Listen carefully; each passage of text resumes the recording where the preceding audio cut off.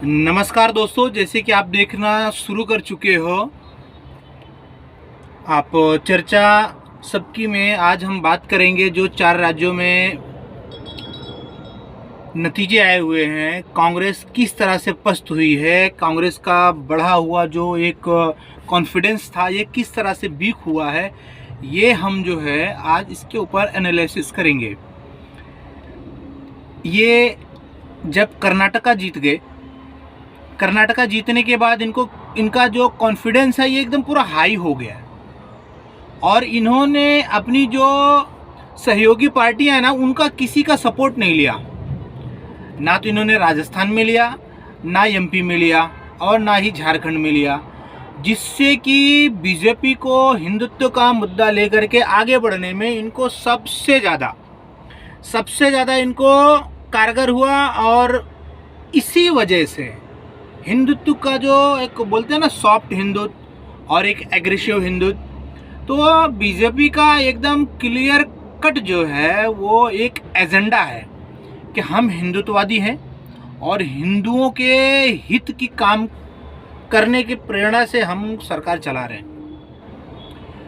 इस वजह से जो भी आम पब्लिक है, आम जनता है, जो वोटर है, वो किन मुद्दों को सोच के डाल रहा है कि कांग्रेस आज भी हिंदुत्व के पीछे, हिंदुओं के पीछे ये बिल्कुल भी नहीं है, हिंदुओं के बारे में सोचने के लिए बिल्कुल भी नहीं है। इस कारण के वजह से और बीजेपी का कंपटीटर एक कांग्रेस ही है और कांग्रेस खुद जो है ये अपने ही पांव पे खुद कुल्हाड़ी मार रही है।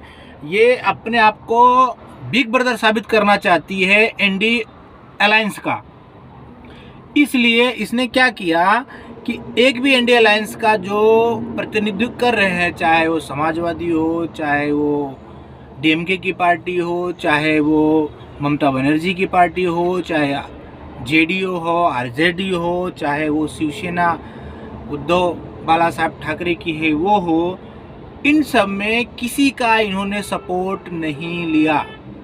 अगर इन लोगों को बुला करके मंचों पर इनका सपोर्ट लिया होता, आज मैं गारंटी के साथ कहता हूँ कि कांग्रेस सारा का सारा स्टेट जीत जाती।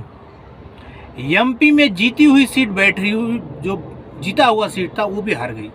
राजस्थान में जीती हुई सीट हार गई, झारखंड में जीती हुई सीट हार गई। किन कारणों से हार गई, यही कारण है और दूसरा कोई कारण नहीं है। देखो, आज की जनता जो है ना वो काफ़ी समझदार है और वो ये भी देखती है कि हमारे हितों में और हमारे साथ बने रहने में और किसके साथ बने रहने में हमें फ़ायदा है। इसीलिए आज जो है जो हिंदू हैं वो भी, जो और मुस्लिम हैं वो भी, जैसे कि देख रहे हैं कि आज अगर यूपी में दंगे नहीं हो रहे हैं, एनकाउंटर्स नहीं हो रहे हैं, एक दूसरे में मारामारी नहीं हो रही है, शांति बनी हुई है, तो ये मॉडल लेकर के मोदी गारंटी जो होती है, उन्होंने मोदी ने ये चीज़ किया और उसमें वो सक्सेस हो गए। यही चीज़ कांग्रेस ने नहीं किया।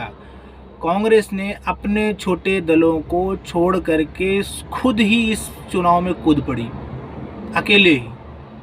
अगर ये सबका साथ लिया होता तो मैं गारंटी के साथ कहता हूँ कि कांग्रेस 100% जीत सकती थी। लेकिन इसी के वजह से इन्होंने क्या सोचा कि अगर हम ये 2 राज्य जीत के आएंगे, 3 राज्य, तो हम इनका जो है लीडर बन करके चलेंगे एनडीए अलायंस का। और इन्हीं एनडीए अलायंस के लीडरों को जो छोटी छोटी पार्टियां हैं, उन्हीं पार्टियों ने इनको सपोर्ट करके इनको आगे खड़ा किया। लेकिन ये जो है इनके अंदर, कांग्रेस को ये घमंड हो गया कि हम जो है कर्नाटका जीत लिए हैं तो हम ये भी जीत जाएंगे। लेकिन पब्लिक ये देख रही है कि मोदी का कंपटीटर कौन।